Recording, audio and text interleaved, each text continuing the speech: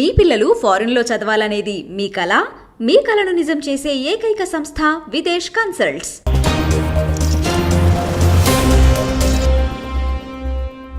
ఆంధ్రప్రదేశ్లో రాజకీయంగా పొత్తులకు సంబంధించిన విషయంలో భారతీయ జనతా పార్టీ ఇప్పటికీ ఎటువంటి స్పష్టతను ఇవ్వడం లేదు. అయితే కేంద్ర హోంమంత్రి అమిత్ షా ఈ పొత్తులకు సంబంధించి కట్టె విరగకుండా పాము సావకుండా మాట్లాడినట్టుగా మనకు కనిపిస్తోంది.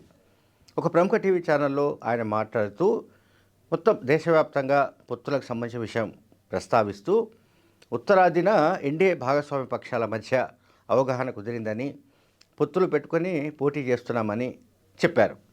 అయితే అదే సందర్భంలో సౌత్ ఇండియా గురించి కూడా ఆ ఛానల్లో ప్రస్తావన వచ్చింది. సో సౌత్ ఇండియా వరకు అంటే దక్షిణాదిన ఉన్న రాష్ట్రాల్లో తమకు నమ్మకమైన మిత్రులతోనే తాము కలిసి వెళ్ళబోతున్నట్టుగా అమిత్ షా చెప్పారు. సో ఇక్కడ నమ్మకమైన మిత్రుడు అంటే చంద్రబాబు నాయుడు, పవన్ కళ్యాణ్ ఇద్దరు కూడా నమ్మకమైన మిత్రులా కాదా అన్నది ఒక ప్రశ్న వస్తుంది. కానీ పరోక్షంగా ఆయన పొత్తులకు సంబంధించిన విషయంలో అంటే పొత్తులు పెట్టుకోబోతున్నట్టుగా సంకేతాలు కూడా ఇచ్చారు. నేనేమంటున్నానంటే పరోక్షంగా ఆంధ్రప్రదేశ్లో టీడీపీ జనసేనతో పొత్తు పెట్టుకునే అవకాశాలు ఉన్న విషయాన్ని ఆయన అటువంటి సంకేతాలు ఇచ్చారు. దానికి సంబంధించిన ఆయన చేసిన వ్యాఖ్యలు ఏమిటంటే, కొంతమంది మా మిత్రులు ఎన్డీఏ నుంచి గతంలో ఎన్డీఏలో ఉండి బయటకు వెళ్ళిపోయారు. అయితే మేమెప్పుడు కూడా మా మిత్రుల్ని బయటకు పంపించలేదు. తమకు తామే వాళ్ళ అవసరాల కోసం, వాళ్ళ ప్రయోజనాల కోసం వాళ్ళు బయటకు వెళ్ళిపోయారు. మళ్ళీ కొంతమంది తమ దగ్గరికి వస్తున్నారు, ఎన్డీఏలో భాగస్వాములు అవుతామని వాడు ప్రతిపాదిస్తున్నారు. వాటిని పార్టీ పరిశీలిస్తోంది.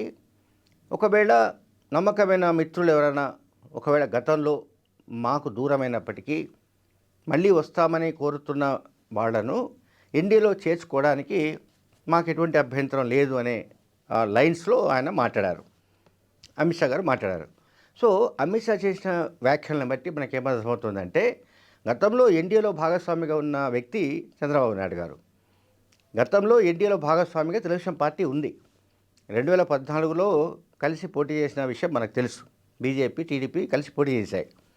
ఆ సమయంలో జనసేన పార్టీ పోటీ చేయకపోయినప్పటికీ ఈ రెండు పార్టీల కూటమికి మద్దతుగా పనిచేసింది. జనసేన పార్టీ టీడీపీ అధికారం రావడానికి సహకరించింది. ఇందులో ఎవరికి ఏ రకమైన సందేహం లేదు.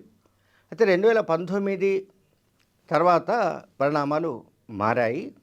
2019కి ముందే అంటే అరౌండ్ 2018 ప్రాంతంలోనే ఎన్డీఏ నుంచి చంద్రబాబు నాయుడు గారు బయటకు వచ్చేసిన తర్వాత ఆయన ఇంకా బీజేపీ పైన అట్లాగే బీజేపీ నాయకత్వం పైన ఆయన చేసిన పోరాటాలు, అట్లాగే నిరసన కార్యక్రమాలు ఇవన్నీ కూడా మనకు తెలుసు. సో ఇప్పుడు తాజాగా మళ్ళీ బీజేపీ పొత్తు కోసం చంద్రబాబు నాయుడు, పవన్ కళ్యాణ్ కలిసి తీవ్ర ప్రయత్నాలు చేస్తున్న విషయం మనకు తెలుసు. ఢిల్లీకి వెళ్ళి అమిత్ షాతో అట్లాగే బీజేపీ జాతీయ అధ్యక్షుడు నడ్డాతో వాళ్ళు విస్తృతంగా చర్చలు జరిపారు. అయితే చర్చలు జరిపిన తర్వాత కూడా మరి తాజాగా ఒక ఛానల్లో నేను ఇంతకుముందు చెప్పినట్టుగా అమిత్ షా గారు మాట్లాడినప్పుడు ఫలానా పార్టీలతో ఆంధ్రప్రదేశ్లో తాము పొత్తు పెట్టుకుంటున్నట్టుగా చెప్పకుండానే పాత మిత్రులను కలుపుకొని పోవడానికి సిద్ధంగా ఉన్నట్టుగా సంకేతాలు ఇచ్చారు. సో పాత మిత్రులు అంటే పవన్ కళ్యాణ్ అది వరకు కూడా ఆయన బీజేపీ ఎన్డీఏలో ఉన్నారు. సో ఇప్పుడు పాత మిత్రుడు ప్లస్ కొంతకాలం ఎన్డీఏ నుంచి బయటకు వెళ్ళిపోయిన చంద్రబాబు నాయుడు గారు మళ్ళీ ఎన్డీఏలోకి వెళ్ళడానికి ప్రయత్నిస్తున్న కారణంగా ఆయనను చేర్చుకోవడానికి బీజేపీ సుముఖంగా ఉన్నట్టు అమిత్ షా గారు చెప్పకనే చెప్పారు. సో చూడాలి ఇప్పుడు. అంటే అమిత్ షా పరోక్షంగా ఈ పొత్తులకు సంబంధించిన అంశాన్ని పాజిటివ్గా మాట్లాడినప్పటికీ కూడా క్లారిటీ ఇవ్వట్లేదు.